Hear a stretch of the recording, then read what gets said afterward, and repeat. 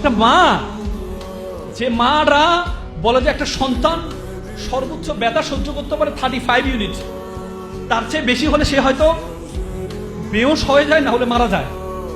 একটা মা যখন সন্তান প্রসব করে তার ব্যথার ইউনিট 45, বলে যে 30টা হাড় একসাথে বাংলা যেমন ব্যথা পায় তার চেয়ে বেশি ব্যথা পায় মা।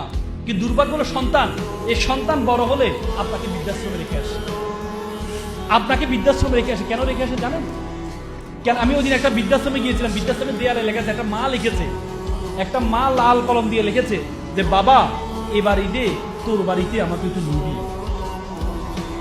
বাবা বিশ্বাস করেন, আমি লেখাটা দেখে আমি নিজেকে ধরে রাখতে পারিনি। বিশ্বাস করেন,